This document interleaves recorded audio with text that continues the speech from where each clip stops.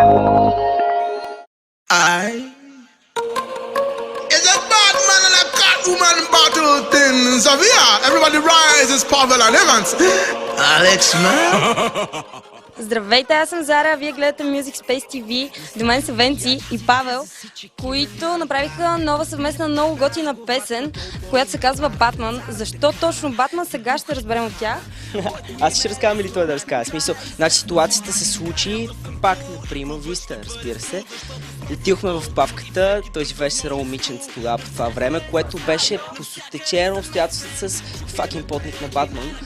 Много се чуехме какво да направим, бяхме в така една творческа дупка за около 10 минути. Просто я навивахме адски много време да скочи на микрофона, след нашето много навиване и манипулиране на ситуацията изскочи и така изпя супер наивно и с един такъв много еротичен глас искам да си моя Батман и оттам тръгнах всичките неща, написахме текста в половин час и до тази да поговорим малко нататък за също създаването, защото той е човек, който ги изглавя тия неща и ги прави там реди купчетата, магията на купчетата, той ги воде тия работа, така че той ще каже. Павел ще ни разкаже малко повече за това как му дойде на ум музиката, тъй като знаем, че Батман вече е бил в сюжета.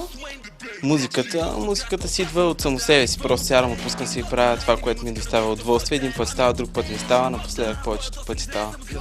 Всеки факин път става, защото не сядаме без да излеземе с готова песен. Това искам да го кажа. Смисъл, на някои хора може да им звучи непрофесионално, аз смисъл не съм много време в тия неща, един факин месец се занимавам, но когато седме правим песен.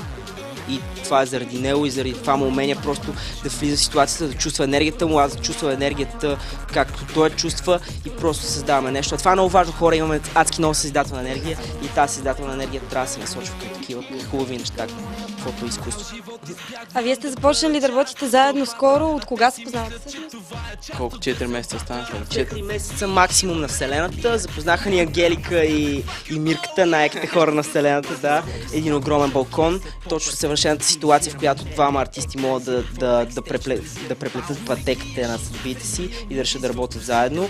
Тогава запознахме се една вечер, аз не спирах да правя фристайли, той не спираше такъв да разцъква някакви неща, направихме една песен лайв на нашите приятели, такива, без да се познаваме даже и така тръгнаха нещата оттам. Чухме се следващия ден, започваме едно парче, една нощ, комшите не трябваше да чуват, бяхме много тихи, така излезе първият трак и там нататък се включихме в другите зарибящи битове, които просто прави и не издържам и купуйте битове на Павел, защото не избере.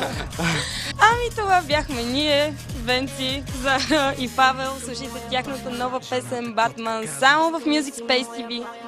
Батман биач. И това не може да го кажа. Искам моя Батман. Искам моя Батман.